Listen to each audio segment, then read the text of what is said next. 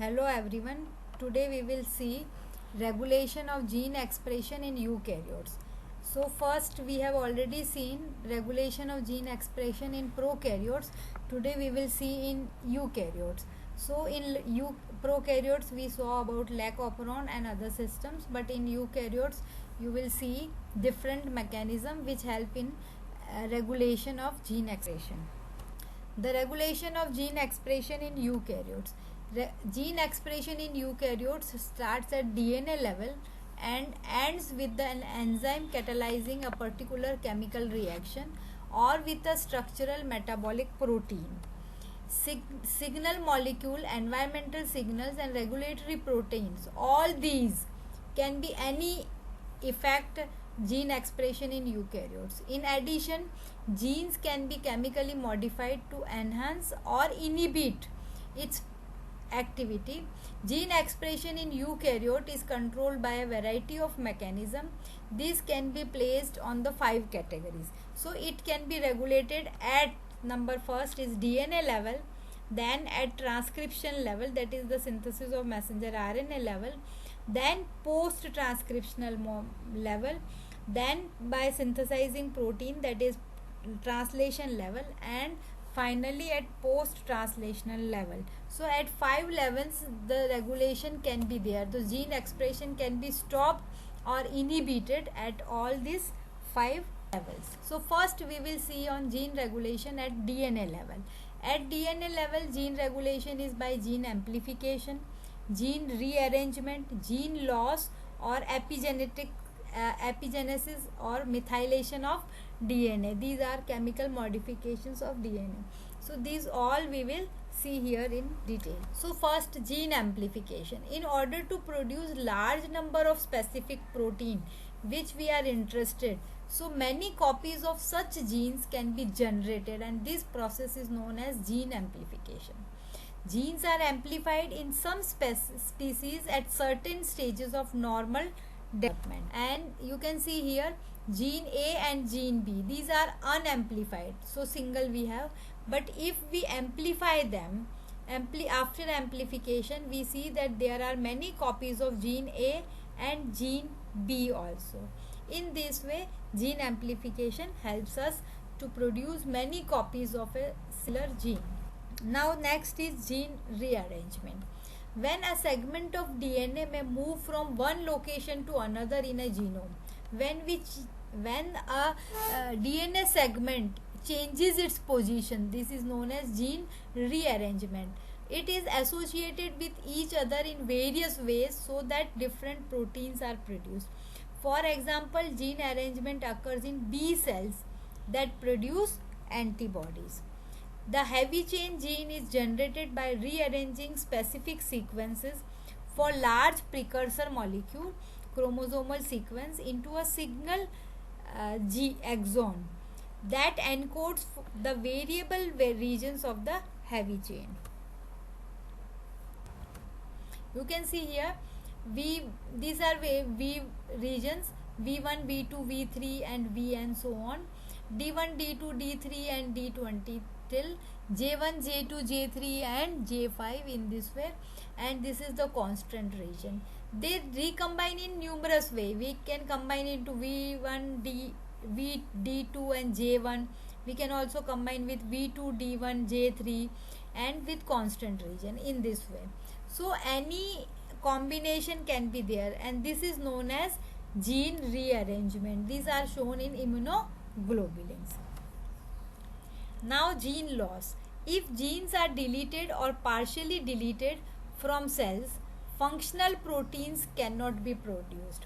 So if genes are deleted or partially deleted, then the functional protein or translation will not occur. For example, gene loss occurs during the development of RBC. Immature erythroblast contain nuclei that produce messenger RNA for the globin chains of hemoglobin. As the cell mature, the nuclei are extruded so that the fully mature RBC is devoid of nucleus and therefore no genes. So it can produce messenger RNA. So this is known as gene loss.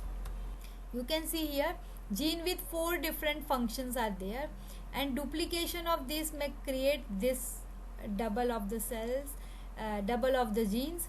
Then it can have 3 conditions or 3 divergence. One subfunctional with one, you can see some genes are missing here, some different genes for different location. You can see here are 4 genes, but here are 4 in different way, some genes are missing. Neofunctional, that is 2 different genes are added and rest are there.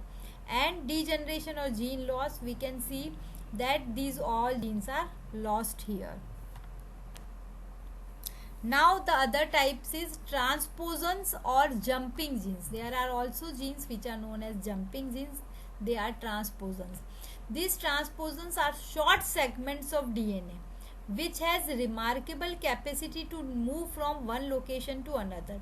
When a gene, segment of a gene which allows it, which have a capacity to move from one location to another, these are known as jumping genes, as they jump from one place to another in the same chromosome or also in the different chromosome. This process is known as transposition.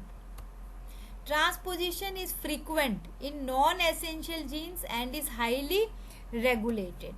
They confer some advantage on host, example antibiotic resistance developed due to transposons.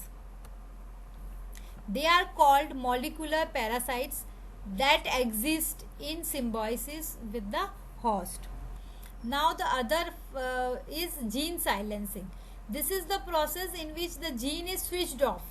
So no transcription and no translation by various epigenetic mechanism. For example, RNA interference, that is known as RNAi, and by ncRNAs.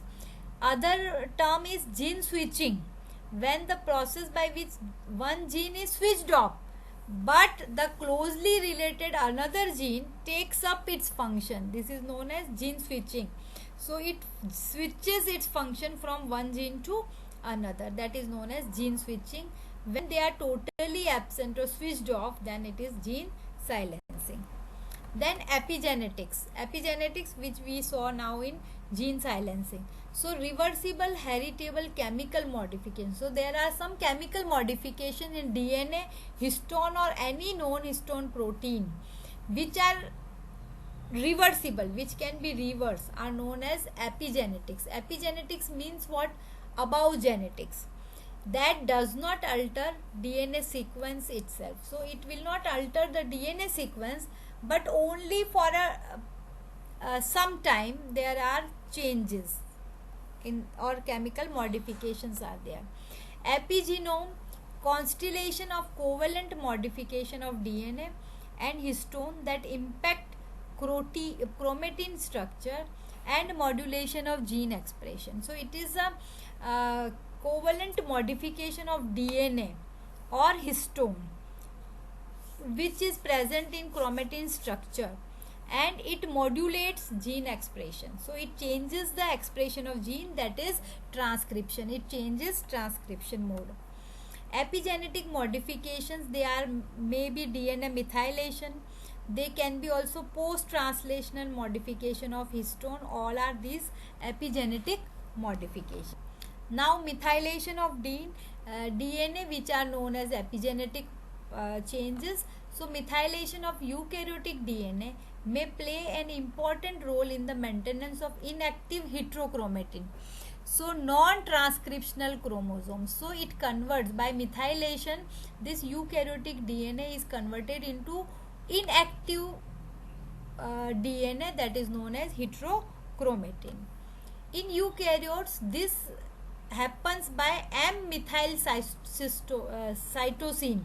So 5-MC, that is 5-methyl cytosine. It produces methylation at cytosine and known as 5-methyl cytosine. This is most methylated DNA will remain inactive during differentiation and during the repeated cell divisions of that cell line. Methylation probably is most important in preventing the transcription of the gene. intended to be permanently turned off. This is because of the enzyme methylase or methylase transferase. During DNA replication, methylate the daughter DNA strand. So daughter DNA strands also get methylated. Some developmental abnormalities are related with mutations and that prevent methylation. So removing methyl group from nucleotides has been shown to activate gene.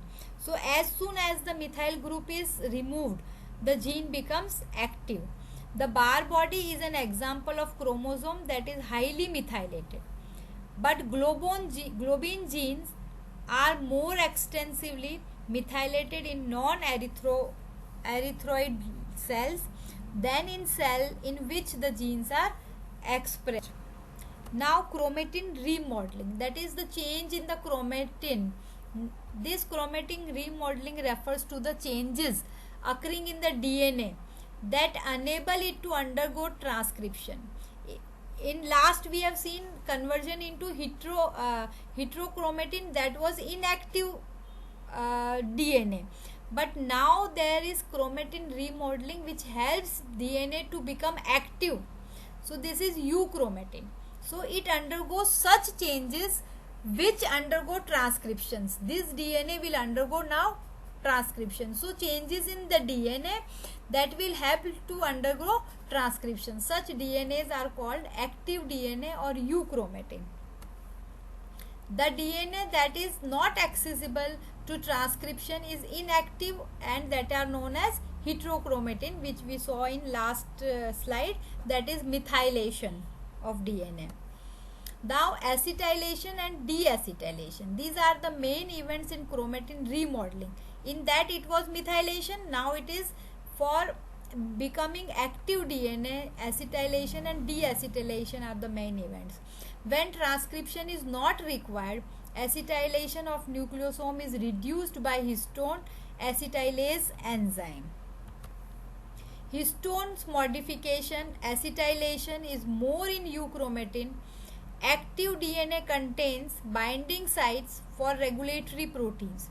Euchromatin DNA is hypomethylated at cytosine residue of CpG sequences. CpG sequences are guanosine, cytosine, methylated that sequences. Now DNA regulatory proteins. So there are some proteins which regulate gene expression, such as repressor protein, inducer protein, enhancers. These all we have seen in transcription and translation. Silencers that need to bind to DNA with high affinity to the specific region of DNA, that is operator gene or promoter gene. This repressor protein that will attach on the operator gene and it will stop transcription. Inducers that will not bind there and the synthesis will start. So there are different, these all we have seen in transcription and translations.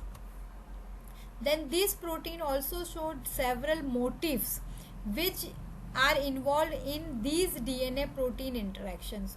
So there are different motifs also, that is helix turn helix motifs, zinc finger motifs in which zinc is there and motifs are there forming, leucine zipper motifs. These all motifs are there which help in the DNA regulatory protein.